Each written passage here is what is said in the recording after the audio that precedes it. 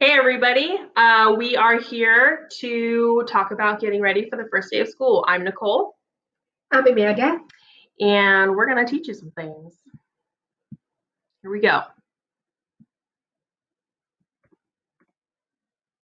I'm Nicole. I have taught for 5 years and I'm starting year 6, all at Lockwood School. I started my teaching career teaching 6th grade, which I super duper loved, but then I had to move to 8th grade, which I was really scared about, but also loved it. And I taught that for years 2 through 5, and I'm now moving on to 7th grade, and I'm going to be teaching math and science. I have 2 credentials, one in general education, multiple subjects, and one in special education, mild moderate, with an added authorization in autism. I am a TIPS mentor. I am a site tech lead. I am the lead teacher for student council and student activities. And fun fact, I like to paint. My name is Amanda, and I am going on my 3rd year of teaching. I'm a resource specialist at Lockwood, and this year I will be teaching grade kindergarten all the way to 6th grade. In my previous year, I taught 5th all the way to 8th grade. I have 2 credentials, one in general education and a mild mod special ed with autism authorization. I am a part of PBIS Tier 3 intervention support, and I am part of the Sunday system, which I love. And fun fact about me, I love playing tennis and spending time with my Here we go. family. Okay, so first of all, I want to say congrats. You made it this far, taking all of those tests and then taking classes. One of the things I wanted to talk to you about is your first year. Your first week will determine the rest of your year. So, consistency is key.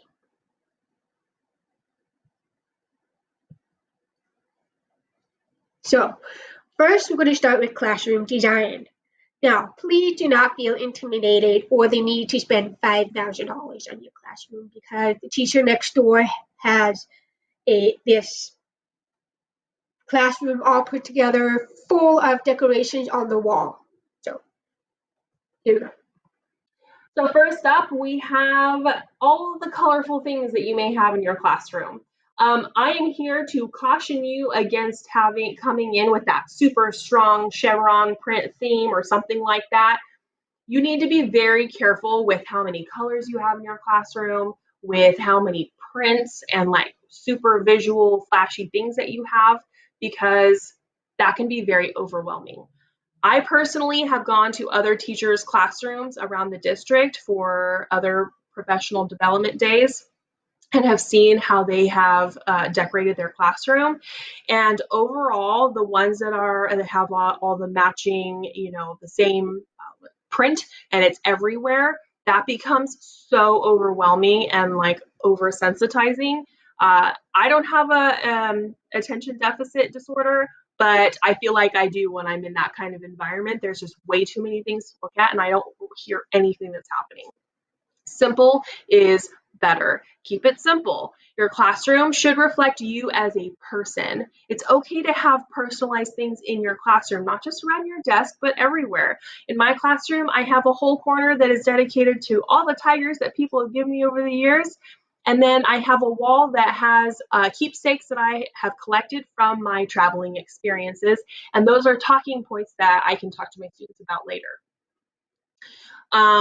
Again, you need to keep in mind your students that have attention deficit disorders. They cannot handle all these things that you have or could have in your classroom.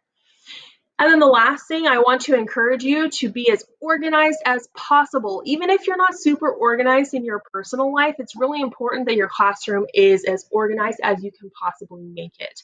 Your students will feel much safer and secure in your classroom if it's not chaotic, if there's not stuff everywhere, and if they know exactly where things are and where they go and they stay there. Moving on to classroom layout, this is particularly important if you have a lot of furniture in your classroom. Like for primary teachers, you might have a round table, a kidney table, an area where the rug is for people or for your kids to have, what's that called?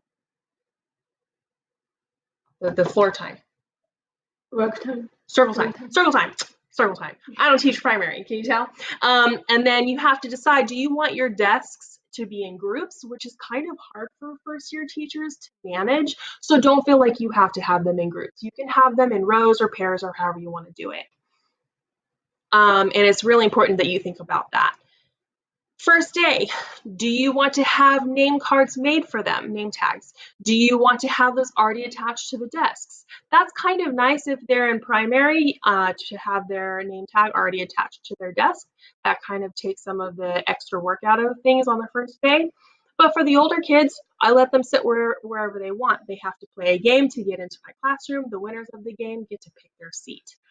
And then I tell them if they manage that privilege, they get to stay there and sit by their friends. If they don't manage it, I'm going to make a seating chart and I'm going to pick where they sit. That usually works pretty well. The other thing you need to think about is ease of movement around your classroom. If you're on one end of your classroom and somebody comes in your classroom door that maybe is not supposed to be there, you need to be able to be right there in like 5 seconds. If you can't make it across your classroom that fast, you need to think about moving things around. Also, if there's a fire drill, your students need to get out of the classroom as quickly as possible. So your classroom setup needs to be conducive to ease of movement. So before the first day, there are some things that you need to think about. First day, you should have a visual agenda on your wall somewhere all the time. It should live there. It should be there every single day, and then you just update it daily. So I have an example here for you, and you can see that it has the activity that they're going to do and the time.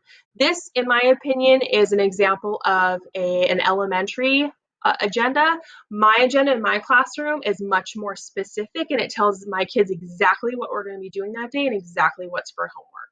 And very rarely does it change. That also is helpful for your RSP teachers because they come in and they write down what they got to do and they have it in their classroom too. So it's very nice if you have that up where it's easy to see. So you need to start thinking about procedures that you need to teach them before they even walk in the classroom. When they come to school, what do they do? Where do they go? Do they go to breakfast? Do they go out to the track? What are they going to do? When the warning bell rings, where do they go? How do they line up? How do they behave themselves when they're lined up? Things like that. You have to teach those things explicitly, no matter what grade you're teaching. Before they even walk into your classroom, what are your expectations? When they do come into your classroom, what are they supposed to do? You should have a strict, consistent morning routine that they are going to do every single day. Now, again, we're trying to make this generalized for any grade possible, so you have to kind of tweak this to match what you need. That first day, you should go over your classroom rules and expectations, but I recommend that you also work in fun activities while you're doing that so that you can get to know them, they can get to know you, and you can kind of give them a brain break so that they're not listening to you talk all day long. Continuing with that, you should plan a prioritized list of things that need to get done on that first day, knowing that you're not going to get through all of those things and that they can roll over to the next day. But here's the thing. You don't want to underplan and then run out of things to do, and then you're just like, now what do I do? That's a terrible position to be in. You don't want to do that to yourself. You need to figure out what they need to do every single morning when they come in. Again, that consistent routine is very important. And then for kindergarten, you have a very special job because these kids have never been to school before, unless they've been in preschool. That's a little different. And there's a lot of new things that they have to learn how to do that they probably won't know how. Things like lining up in a straight line and being quiet and not touching each other. You have to explicitly teach that stuff every single day for a really long time. Also, during circle time, when you're reading a story, they're going to try to tell you their whole life story every single time, all of them. And that's going to eat up a lot of your time. So you have to teach them, okay, I'm reading this story, and sometimes you can share things, but sometimes you can't. And then, you have to let them know, things like that. I highly recommend to keep yourself concise and on point so that you don't ramble. You have a first day slideshow. On this slideshow, it's going to be kind of like in your brain what you want to say in order. So on slide 23 of this presentation, there's a list of things and procedures that you want to think about and think about teaching them. And you should have those in your slideshow. But make sure you personalize it and make it whatever you need it to be. Don't be afraid to share your pet peeves with your students. For my 8th graders, I definitely tell them things like, do not talk when I am talking. We're going to have an issue. I will stop and stare at you and give you my death stare until you stop talking, and then I'm going to move on at that point. But if you keep doing that, we're going to have an issue. During that first day presentation, I build in activities to give them a brain break. So the first thing I do is have them create their name tag. I just basically want to be able to see their names so I can learn their names really quickly. I recommend you try to learn your kids' names within the first 2 days of school. You can do a 3 things about me note card so you can get to know them. You can do a 4 corners activity, etc. And you need to recognize that they've been doing whatever they wanted to do for the past couple of months. So you have to keep that in mind that they can't sit there all day. I like to do a classroom walkthrough. So I go around my classroom and I point at every single thing that they see. And I tell them if they can touch it, if they can't, and if they can, how to use that object. It also allows me to talk about my personalized things in my classroom, which kind of starts that conversation and lets your kids get to know who you are. And right now, you can take an opportunity to make your own first day slideshow. So if you pause this video, open up Google Slides, you can start to make your own, looking at the slide 23 like I mentioned. And then you can come back here and then we'll continue. Okay, so we're going to talk about what could happen on the first day of school and how to be prepared. So you need to think about the logistics and rules on the first day. We're being repetitive, but this is so important because if you don't teach your rules in the first day, it's going to affect how the rest of your year goes. You have to hit them really hard. If you are teaching kindergarten or first grade, you should be prepared to take your students on a tour of the campus because more than likely they've never been there before. They don't know where the bathroom is. They don't know where the cafeteria is. They don't know where the office is. Those are important things to show them where they are. During that time, you can take the opportunity to stop at the bathroom and be like, this is the bathroom. This is how we behave in the bathroom. This is how we do not behave in the bathroom. Because you have to remember, the bathroom is the one place on campus where there are no adults, or hopefully not. And they take advantage of that and they'll play in there and just do gross stuff like make a mess with the toilet paper and such things. So you need to talk to them about that.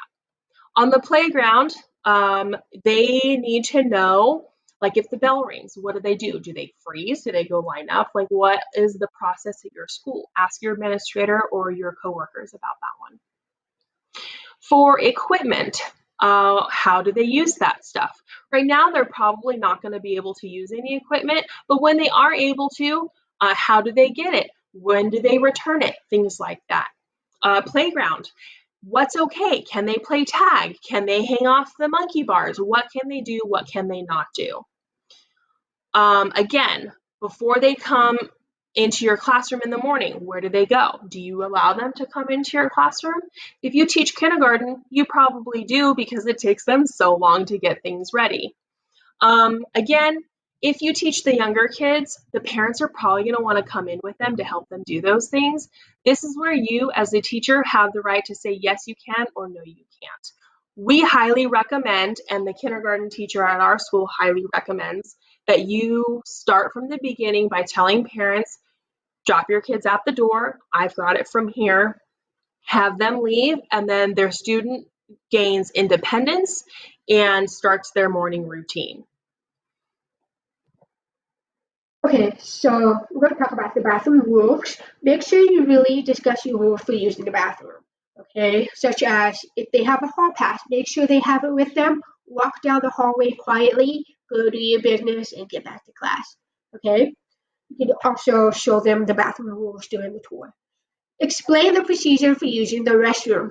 Please make sure to remind them to wash their hands, not take the whole roll of toilet paper, and to properly wipe. Okay, that's the big one. Especially in kinder, first, and maybe second. The bathroom is not a playground. It is not where kids can go in and socialize with each other. So make sure you remind them of that. And consider setting a limit as to how many times the student can use the bathroom per day. So it can be maybe only use the restroom during recess or lunch, or it can be maybe you have a limit of up to 2 times to use the bathroom a day. It's up to you. Keep in mind, some kids might have a condition in which they have to use the restroom. If that's the case, then you need to let them. You'll be able to find that information in either the 504 plan, their IEP, or their little Cume folders. Do be careful when dealing with bathroom issues. If your student has an accident, their parent may be upset that let's say if you said no, you may not use the restroom and it was kind of an emergency, but the kid was too scared to tell you that, and they have an accident, the parent may become upset that you told them no. Personally, for me, for middle school students, I don't involve myself in their bathroom usage. I've constructed a situation in which my teacher assistant student takes care of that situation for me. And they are allowed to go whenever they need to go. That's just something for me that I don't want to be involved with and I don't want to deal with. But again, you have to do whatever's right for you in your classroom. Just be careful. Okay, recess. So this is where the social hour happens for all the kids, and this help with their social skills development. So when you take your kids on a tour, show them what area they are allowed to play in, and make sure you check with admin or other teachers about that. And very important to explain the importance of safety. Now, some schools might have this rule already in which they can't play tag or football tag, they can't tackle each other. It depends. Make sure you ask about that. And instead of, okay, so this is a big one. Some teachers have taken away students' recess for challenging behaviors or if they haven't turned in a homework. I highly recommend you don't do that because kids really need to go out there and just let their energy out so that when they come back in, they're ready to learn. And so provide an alternative consequence. So you can call the parents and talk to them and ask them, especially if you have a student that displays challenging behaviors every day, ask them, okay, well, what kind of consequences can we set for that student? It's very important to keep in contact with the parents. And make sure you discuss the importance of equipment use. Okay, we want to make sure they're not going to take that equipment and throw it up the classroom. We want to make sure that they return the equipment as is because there are some students who will abuse it. And so if they abuse it, they lose it. So that can be the consequences. No more equipment for the rest of the week or the rest of the day. It is up to you. And then talk about when recess is over, where are they going to line up? Are they going to line up right next to your classroom door, or are they going to line up on the blacktop? Make sure that they know where to line up. How do you want them to line up? One person in front of the other, one person behind each other. Make sure that they are standing quietly and waiting for you to come and get them.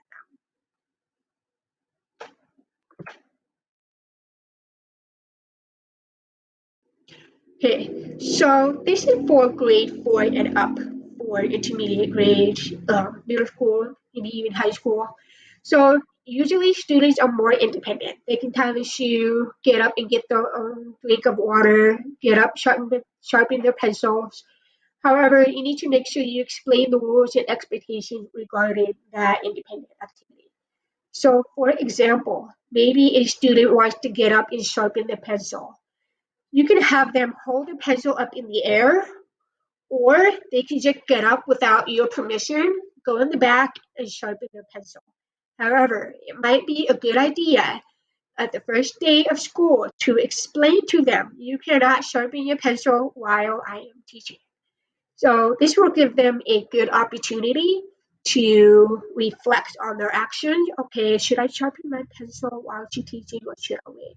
So that's a really good opportunity for students to be more responsible and more independent for themselves. So again, if you want them to use your permission, how do you want that to look? Without your permission, explain the rules and expectations. You can create games for rules and expectations. This will really help them remember what the rules are and the expectations as well. You can use Kahoots, Peer Deck, or Jeopardy. It will be really fun for them. They're very competitive. Make sure you explain the consequences for when they break the rule. This is a big one. You may explain it, but don't forget to provide consequences for that behavior. So, let's see. Make sure you can create fun groups for your students. You don't have to put them in a group to create a fun group to earn rewards, but it's up to you. For example, I used the Harry Potter theme, Hufflepuff, Slytherin, Gryffindor, Ravenclaw. So what happens is maybe they earn a point for sitting quickly than the other kids in the room. And by Friday, whoever has the most points can have a pizza party, or they can have a fun Friday, or they can have music at the end of the day. Completely up to you. And another suggestion, you can provide jobs for students. Maybe at the end of the day, they can pick up homework. They can return homework that has been corrected. They can clean the desk. They can sharpen the pencil for you. There's so many jobs out there that your students can do. And trust me, they will enjoy doing the job because they love to help the teachers in the classroom. And practice rules, expectation, consequences every day. Now we need to move into managing your expectations as a first year teacher or, first, second year teacher. So if you know what to expect, you will be more likely to avoid teacher burnout. You're going to be very tired, but I'm hoping that you will be less tired if you do these things. So this is a list of different things that you could do to help yourself avoid teacher burnout and to practice self-care. One of the big ones I recommend is this one right here, connecting with uplifting colleagues. It's very important that they are uplifting. This is my uplifting colleague. We have lunch together and we talk all the time, and it really, really, really helps to have that kind of positive energy in your life at your job. You're going to find yourself probably at school from like 7 a.m. to 6 p.m. within the first year of teaching. That's pretty normal, but it is not, what's the word? It is not, yeah, but it's not, you can't keep that up basically. I know there's a word for that, but I can't think of it right now. It's not something that you can keep up for a long period of time because you're going to get burnt out. So you need to make rules for yourself. If you do take work home to grade, don't be grading all weekend long. Don't ignore your family or your pets or whatever you have going on. Go out and have fun and do things that you enjoy doing because you're going to need to have that decompression time. So basically, everybody that I've met has this book, or they had this book at some point. It's called The First Days of School by Harry and Rosemary Wong. This book is full of great things, but I just pulled out this one piece for you to kind of give you an idea of what's going to happen. So the first stage is called the fantasy happy shiny new teacher phase. And that's how you're going to come in. You're going to be super excited and you're going to think that you're going to change the world. And here's the thing, you can and you will, but you need to know that you're going to get worn down first. That's when you enter stage 2, which is the survival stage. That's the stage in which you are basically relying on the practices that you've learned in school and are learning that most of them don't really work. And so you have to practice a lot of self-reflection, and you need to figure out what works for your specific students that year and what doesn't, and be flexible and make changes. Be careful not to stay in this stage. If you don't reflect, if you are not flexible, if you think, well, this is how it's going to be and that's how, it's not going to work for you. You have to be flexible. Once you start to get more comfortable and you figure out what does work for you, you enter what's called mastery stage. That's when you have excellent classroom management. You're not trying to work that hard anymore, and you have really high expectations for your students. And at that point, your classroom will run itself, and it'll be very obvious that it runs itself. You don't have to micromanage. Once you get to that stage, you enter into the last stage, which is the impact stage. That's when you start making a difference in your students' lives, because you don't have to focus so much on classroom management, which allows you to focus more on making connections with your students, which is what makes them come back and visit you like 3-4 years later. So this is a slide I mentioned earlier. This has the list of all the procedures that you may not think that you have to teach them, but you do. This is located on page 193 of the book if you do have it or if you buy it. And then this can help you make that slideshow that I mentioned before. So we'll talk a little bit about visits from admin and evaluations. Your administrator is going to come in the classroom and sit at the back of your room. What they're looking at is organization. How is your classroom set up? How are your students' desks set up? Where is your desk located? You want to make sure that your agenda is on the board so that they can see it and your student can see it as well. Student engagement. How are you keeping your students interested in your lesson? How are you engaging them in the lesson? That's probably the main priority that they're looking for. They want to make sure that the students are engaged in the lesson. The next one, high expectations. I'm sure many of you have heard of Bloom's taxonomy. It talks a little bit about how students have different personalities and how they learn differently, visual, hearing, touching, and so that's what the admin is looking for as well, is making sure that the teacher teaches to all students based on how they learn. Time management. This one will probably be a little stressful for you, especially if your admin is watching you. You want to make sure your lesson doesn't go all the way to recess. You want to also show your admin how you're engaging students in your lesson. You also want to show yourself asking students questions. And you also want to gain some feedback from students to see if they understand the lesson as well. Student-teacher interactions. This is the big one. If you see your administrator come in and you're teaching a lesson, it's probably not going to look good if you're teaching a lesson behind your desk. It is best if you teach your lesson standing up in front of the classroom, or even better, if you're walking around the classroom. Because when you walk around the classroom, you're teaching and you're also monitoring your students' behavior at the same time. And it's very helpful when your students see that you are interacting with them, not in a professional, maybe at a professor college kind of level, but in a way that makes it fun for them. Groupings. They're going to look at how your students are grouped together, or maybe they are in a row. They want to see that your special needs students are sitting in the front if it's listed in their IEP. And students, they especially want to see you talking to your students, maybe during independent activity. They see that you approach a student and you provide a positive feedback for them, or maybe you gave them a corrective feedback for their behavior. So don't get nervous when they come in and watch you if they observe you. The main purpose of the informal observation is to gather information as to how teachers are teaching and how students are learning. What's working, what's not working, what can we do to make our school better?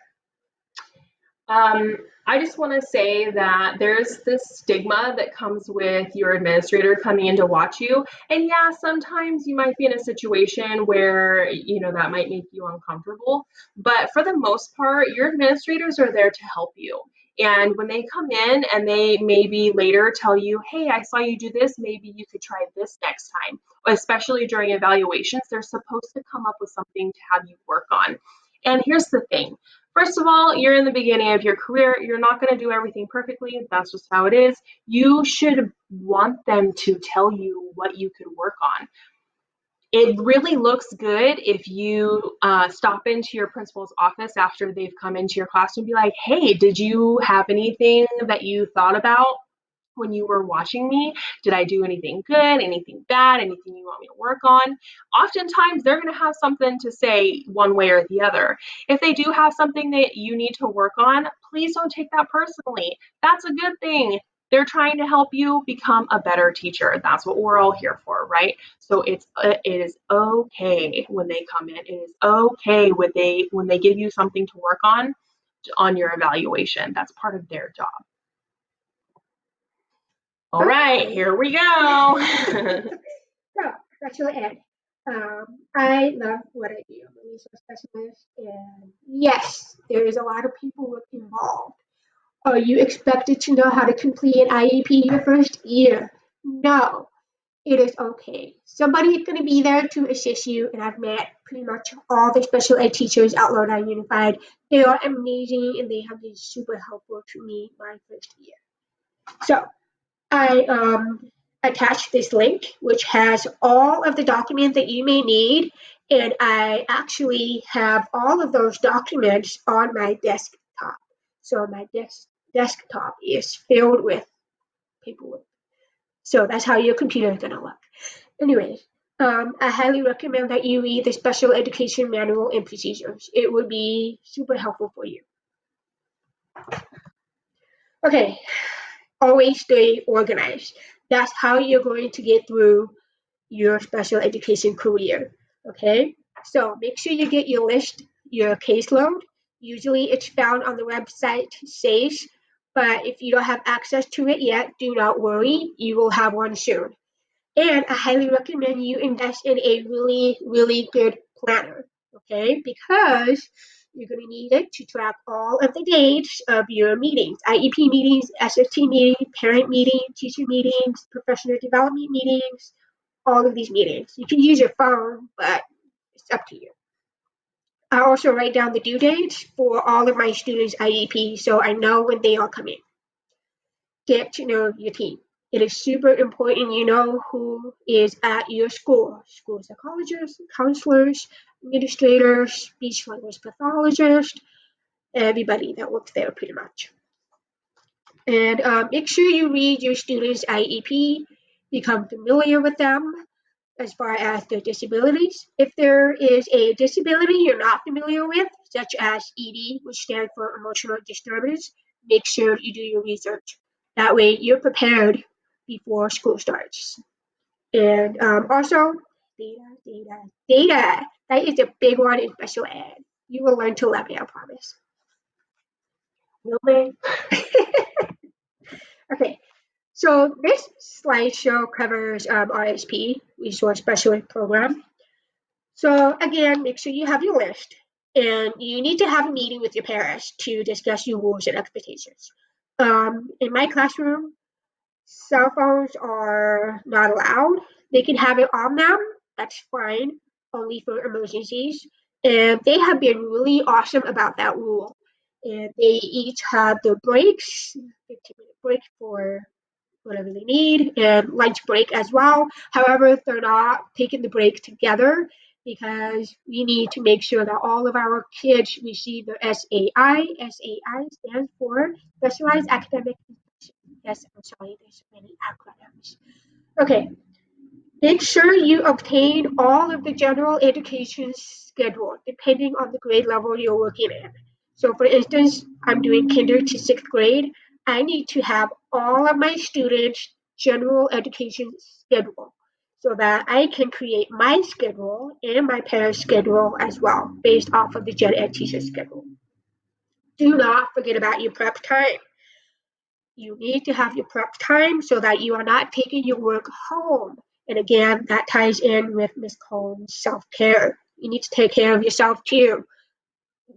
we do not want you to stay until 6 p.m. to do your IEP. And if you have to take it home, that's fine as long as it's not too much work. But prep time is super important so you can do your IEPs, progress monitoring, prepare for your lesson, whatever it may be. Pass out your IEPs at a glance to your students' teachers. You can do this by email, put it in the box, or do it in person. You need to have an emergency subfolder. This is super important, especially because if you have an emergency, you never know. In it are my schedules, my parents' schedules, my students, as well as what goals they're working on and stuff like that. I have created a binder for all of my kids. They have a little tape on the side of the binder, and it has their last names on it, and in it is their IEPs at a glance, their goals, and data. We keep track of their progress every single week.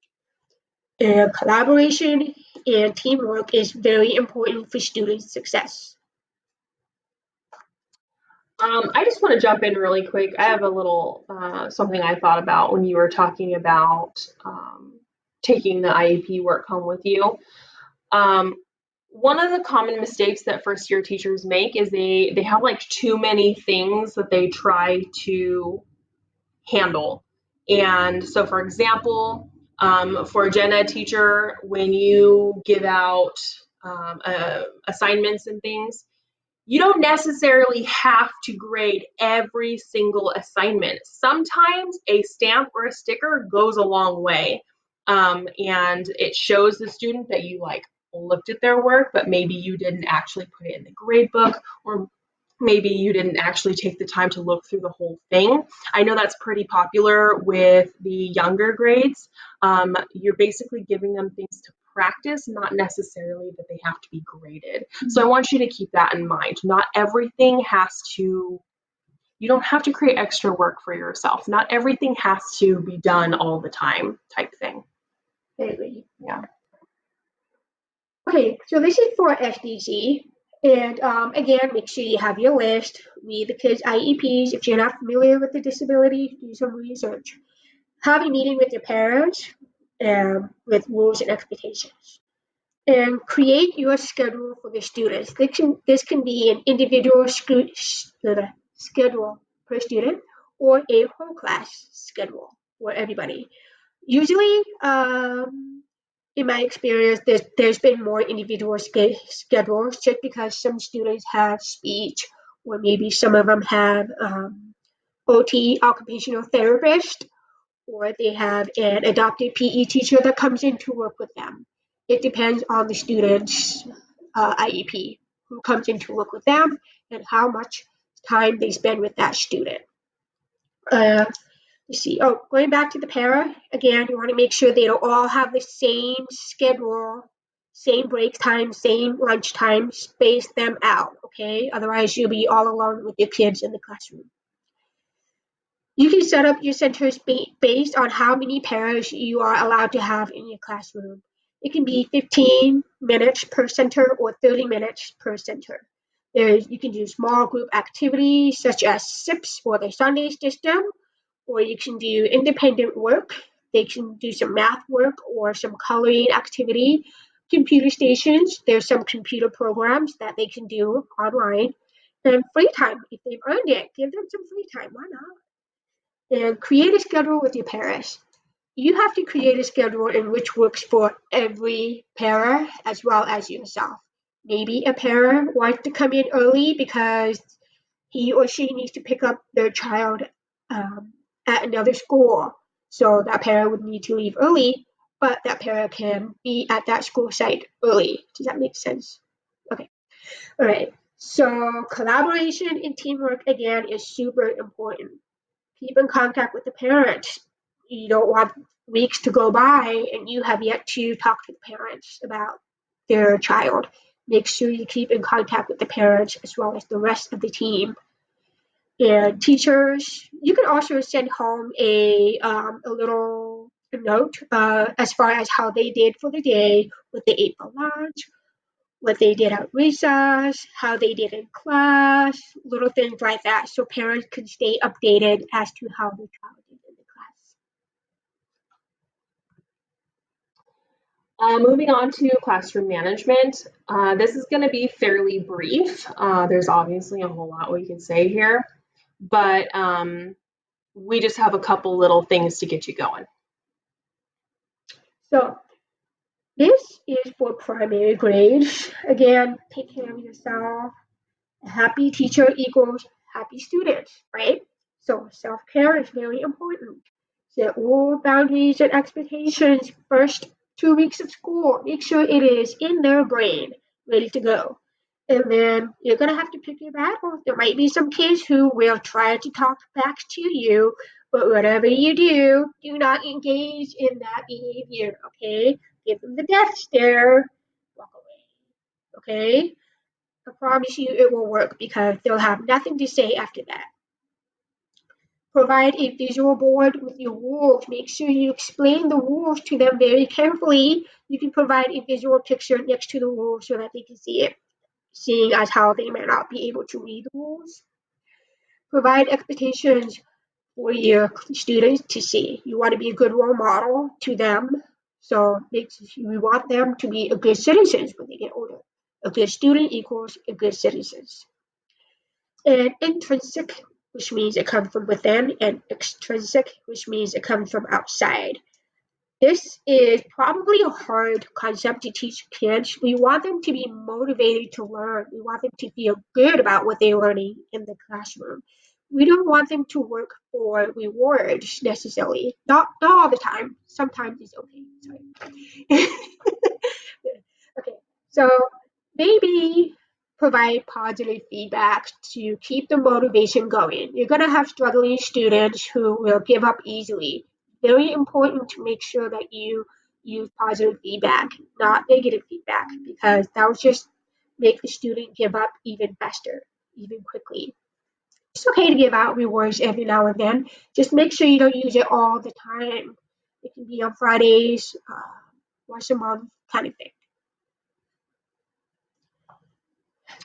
I feel like we shouldn't make them promises because we can't promise you anything. Things are crazy, so just uh, um, uh, we can't promise you, but we are like pretty sure. Yeah. So moving on to intermediate and above, so that would be like fourth grade and up. So I highly recommend that you have some sort of behavior tracker. For grades 4, 5, and 6, Class Dojo works really, really well. It is a points-based system that has a little avatar for them, and they can customize it. So there's buy-in there. There's a setting for parents to see how they're doing and how many points they have, and the points are based off of what specifically they did. So you get to have it on there as what they did, both good and bad, and then the parents can see what they did. You can use just a regular points system, like on the board or something, if you have groups and group names and you give them points. The money system, you could hand out like class bucks or whatever, shroot bucks. And then for me, because I teach middle school, and I think this would work for high school as well, you don't have to, it is recommended that you have both a whole group and an individual behavior tracking place, because here's what happens. You may have one kid that's really just throwing a wrench into the works, and if you punish the whole class for that, they get mad. And they feel like it's unfair, because at that age, it's very much about fair and unfair, right? So I have both a whole group and an individual behavior tracker. My whole group one is the word homework written on my whiteboard, and that is only used for this situation.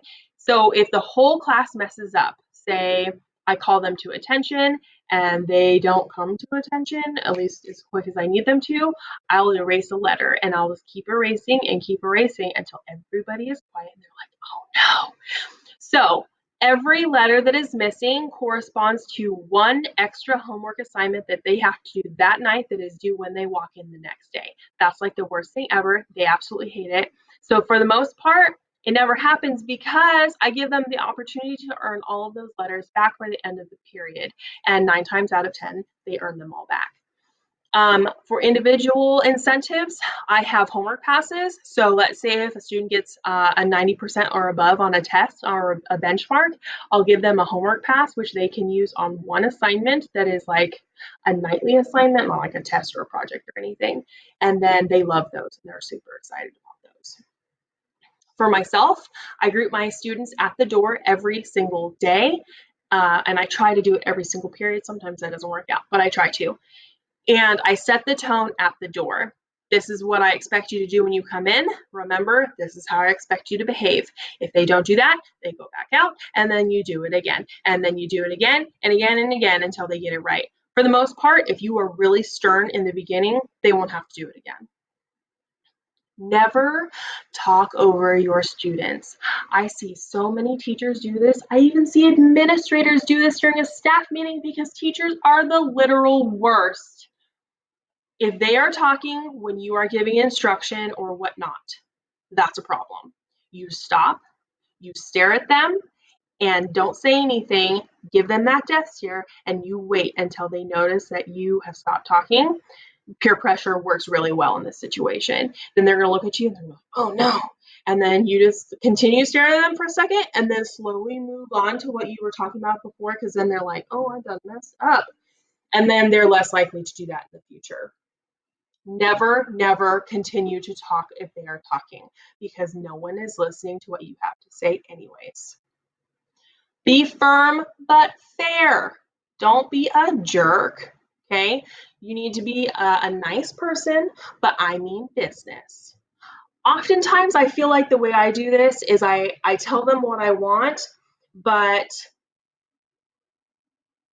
I try to be funny about it, I guess. So if I'm redirecting them, I'm not like, stop talking. I'm like, why are you talking so much? So I'm still telling them, I'm like pointing out what they're doing, but I do it in a way that's not aggressive.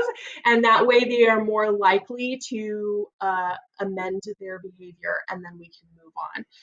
It helps to keep the tone light, but they still know that if you ignore me being funny, I'm not going to be funny the next time. That leads into my claim of authoritative approach is best. So there's authoritarian and then authoritative, and then the other ones that I don't remember because I didn't like those. So authoritarian is when you're like super strict, my way or the highway, drill sergeant. And yeah, I can be like that sometimes, but I don't enjoy being like that. That's usually like first day of school, let me put the fear of God in you type thing. But for the most part of the time, I am authoritative. Let's say if I tell you, well, I saw you doing this, and they're like, well, hey, hang on a second. Let me explain what I was doing. I'll listen to you. Doesn't mean you're not going to get in trouble, but I'll listen to what you have to say. Stay calm. Keep your blood pressure under check. Don't fight with your students. Don't, go back and forth with them, back talk and stuff. Don't do that. If you're calm, they will be calm. Do not embarrass the kids in front of their peers. Don't call them out unless you're trying to be funny. I do that. But don't be like, hey, you're not doing what you're supposed to be doing. What the heck is wrong with you? And like embarrass them in front of everybody, because 9 times out of 10, especially middle schoolers and high schoolers, they're going to get really mad at you because now you've embarrassed them. And then you're going to get into this backtalk situation and you're going to escalate this whole problem when it did not need to go down like that. What I do is I say, hey, so-and-so, can you please step outside so I can speak to you? If it's like an escalated situation, I'll leave them out there for a little bit so they can cool down. But if not, I'll just go out there and be like, hey, I really did appreciate that. When you come back in, can you do X, Y, and Z? And then 9 times out of 10, that works just fine. Don't do it in front of their peers. It doesn't work. Okay, so we have a activity for you regarding behavior management strategy. So you have some thinking to do. What do you want your behavior management strategy to look like in your classroom? What behavior management strategies would you use and why? So remember, keep it simple and think about your grade level, especially the development based on the student's age. So if you have the little kids, what kind of behavior management strategies would you use? If you have the older kids, what behavior management strategies would you use with them? And so before you click on the link, make sure you pause the video. Please tell us what behavior management strategies you would use. Make sure to put down your name. Basically, we just want to know what you are planning on using, because then you guys can all look at what other people said and then you can get ideas. So these are some icebreaker activities that you can do with your kids on the first day or the first week. Again, I like four corners, and classmate bingo is always fun. Three things about me. I like this one because it's like, I don't know, it's just cool to me. Basically, they write down three things about themselves. They don't write their name, and then you collect all those note cards, and then you read each one to the class, and everybody has to guess who wrote that stuff. You learn so much about them in that way. Then I found this thing called concentric circles. I've never done this myself, but I think I might. Basically, it's like speed dating. So you have an inner circle and an outer circle, and the outer circle people rotate around the inner circle one by one, and then you ask a question, and then those kids have to answer each other as to whatever they have to say about that question. So you do that for about a minute, and then you move on to the next one. It's so fun. Yeah, I think so.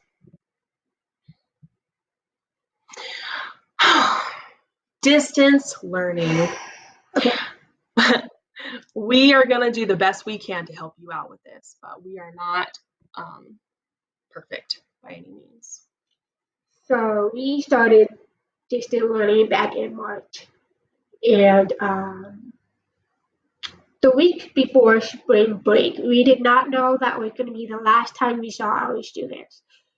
So we were heartbroken by the situation, but we tried the best we could to make it positive for our kids, to make it work for them and us. It's not an ideal situation for everybody, but it is what it is. We don't know what it's going to look like in the fall, whether we're going to go back in the classrooms or if we're going to continue with online distant learning. But in the meantime, we can provide you with some information that you might find helpful if the district decide to go this route. So we have given you a list of some platforms and communication tools to help you get started. So if you teach grades 4 and up, you may be interested in Google Classroom. I love Google Classroom. I think it's the best thing ever. So with that, you can also use Google Hangouts, which is like a messaging app that you can use with your students. You can use Google Voice. So instead of using your own personal phone number, you can use Google Voice instead, so they don't have your number. And then you can use Google Meets, which is a video chatting situation. And then you have Google Sites, which is basically your own personal website that you can create. I have linked mine here so that you can see what it looks like to see if you like it or not. I like it because I have all of my rules and stuff, and I share that with parents on back to school night so that they can see what the rules are, so that when their kids are like, I didn't know that, I can be like, yes, you did. There's also Seesaw, which is more for primary grades, and that is good for like it's been creating activities. Yeah. They can upload pictures, text messages, even, which is pretty cool. They can create their own painting on that website. I haven't done that yet, but I am very interested to learn about that. So it's pretty good. I've heard for making like an online portfolio of their work. Class Dojo is really cool. I kind of explained that already. Remind is a messaging app that you can use with parents and students. Zoom, if it is free, is another video chatting situation that you can use. I'm not sure if that's going to be free for us to use or not. Paper packets you can send home. You can do that, or you can do everything online. It kind of just depends on what your preference is. You can send home letters in the mail. The district will do that, pay for it, I guess. You don't have to put stamps on it. You can email parents. It is highly recommended that you do so and that you keep a log of all the things that you have to say to the parents. You can record, like we're doing right now, and upload lessons onto YouTube. And then I have a linked list of other websites that you can look at for different things that you could do. So before you start online learning, you need to figure out which of those things that you want to use. So you need to set up your platform. And we recommend that you write a letter to the parents explaining who you are, what you're gonna do, how things are gonna work, so that they kind of understand what's gonna happen, because it's gonna be really hard to start off the year this way. Make sure it is in both English and Spanish, just in case if you have students whose parents speak Spanish. And any other languages that may be available at your school if possible. On Aries, you can get the parent phone numbers and email. We're not entirely sure when you're going to be able to access this, but you can ask the office staff and they'll be able to help you. You need to establish contact with the families as soon as possible so that you can start that relationship. And then you're going to have to figure out how you're going to organize things on your platform. I have seen some teachers will do it like week 1 and all the materials will be involved there so that they don't have to post things every day. I feel like that wouldn't really work as well with little kids, but I don't know. You'd have to figure that out. I personally liked using the scheduling feature on Google Classroom because then I could schedule things to post by themselves throughout the week so that I didn't have to jump on and do that myself. So an example setup that this would be something, this is what I plan to do if I have to. I'm going to use Google Classroom using Bitmoji, which I'm going to show you. I'm going to use Remind in order to communicate with the parents and students. I'm going to use Google Voice and Google Hangouts to communicate. I'm going to use Google Meets to video chat, and I'm going to use my Google Drive to keep all of my materials organized, and I practice very strict digital hygiene. Everything is in folders, everything is like, everything has titles, it's very like put together. And then you can do live recordings, which is where you teach live but also record it at the same time, and then you can post that on your YouTube later. Or you can do a record a lesson, which is what we're doing right now, and publish it straight to the classroom or put it on your YouTube. I do recommend that you put it on your YouTube channel, which comes with your school.org email situation. So this is just an example of what your schedule could look like if we do online learning. Do you have to follow it exactly? No.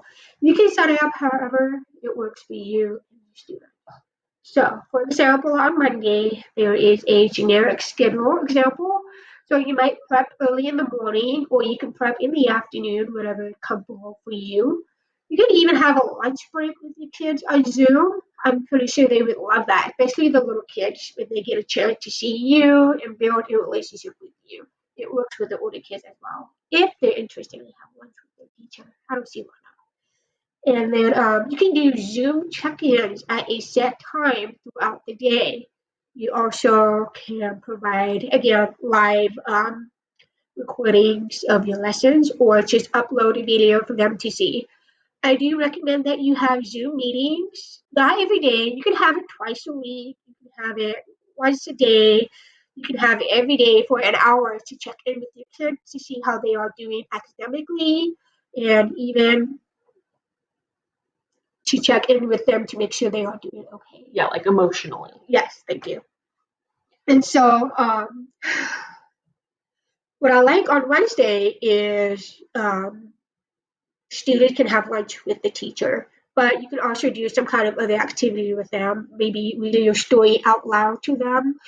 And then on Fridays, you can reserve that day for Fun Friday activities, such as show and tell with the younger kids or play a game. Hey, find me something blue in your room. You'll see the kid jump off the chair, go get something blue, bring it back, and show it to you on the camera. Or you can do Jeopardy online with the kids or Kahoots. We did that last quarter, and that was super fun because we were able to interact with our kids and make fun of them a little bit for the answers that they picked.